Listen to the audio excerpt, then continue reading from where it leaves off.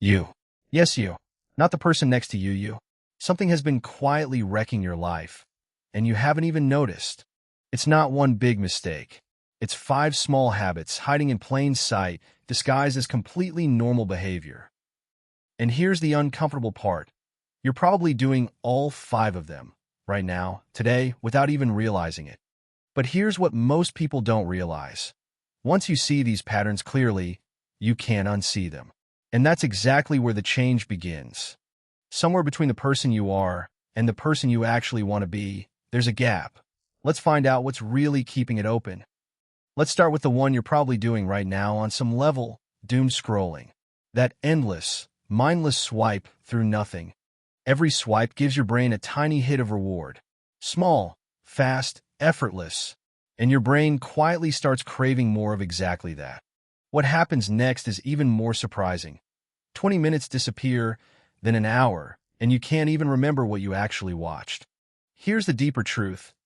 Your brain starts preferring the fast, easy reward over the slow, real one. The one that actually builds your life. That's why picking up a book suddenly feels boring. It's not the book's fault. It's that your brain has been quietly retrained to expect instant reward.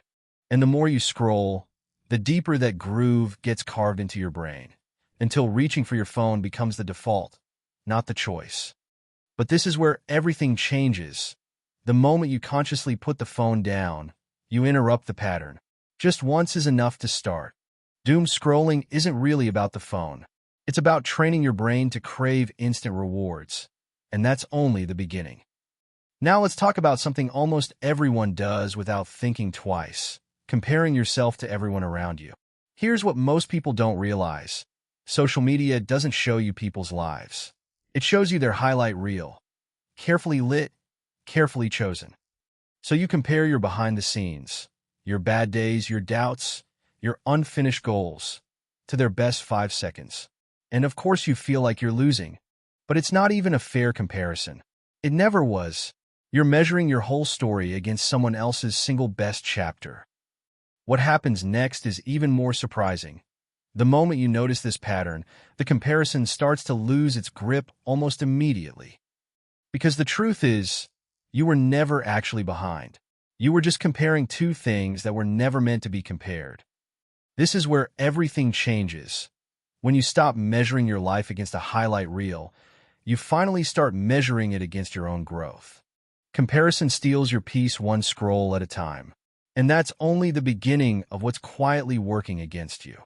Here's the third one, and it might be the sneakiest of all. Waiting for motivation before you take action. You tell yourself, I'll start when I feel ready, when I feel motivated. And so you wait, and wait. And somehow, that feeling never quite arrives. But here's what most people don't realize. Motivation almost never comes first. Action comes first. Motivation usually follows right behind it. So the people who seem endlessly motivated, they didn't wait to feel like it. They moved first, uncertain, and let the feeling catch up. This is where everything changes. The smallest step, taken without waiting to feel ready, is often the exact thing that creates the feeling you were waiting for. That spark you were hoping would arrive before you started, it shows up right after almost every single time. Successful people don't wait to feel motivated. They act first, and motivation simply becomes the reward for moving. Waiting for motivation isn't patience. It's a quiet form of avoidance, and there's still more hiding beneath the surface. Number 4 is the most comfortable one to fall into, literally, living for comfort. Comfort feels good. It feels safe. And that's exactly the problem. It's designed to feel so good that you stop noticing what it's quietly costing you. The deeper truth is this. Comfort doesn't protect your future. It just borrows against it, one easy decision at a time. Every opportunity that requires a little discomfort gets quietly declined, in favor of the couch, the routine, the familiar. But here's what happens next. The moment you choose discomfort on purpose, even just once, something in you shifts. Suddenly the world outside that comfort zone doesn't look as threatening as it used to. It just looks unfamiliar. And unfamiliar isn't the same as unsafe. This is where everything changes. You realize the opportunities were never gone. You were just too comfortable to notice they were still there. Comfort feels safe today, but it quietly steals tomorrow's opportunities. And there's one more habit left, maybe the most familiar one of all. The fifth one is procrastination. And chances are, you already know exactly what I mean. The task sits there, the deadline creeps closer, and somehow, everything else in the world suddenly feels more urgent than the one thing that actually matters. I'll do it later, you tell yourself. But here's what most people don't realize. Later has a way of quietly becoming never. The deeper truth is this. You almost never regret the hard work you actually did, but you almost always regret the time you spent waiting. So what happens when you finally just begin imperfectly before you feel ready? The task shrinks, the anxiety fades, momentum takes over. That relief you feel when it's finally done, it was always available the moment you decided to simply start. Procrastination doesn't actually save you from discomfort. It just delays it and adds interest. And that brings us to the deeper truth tying all five of these together.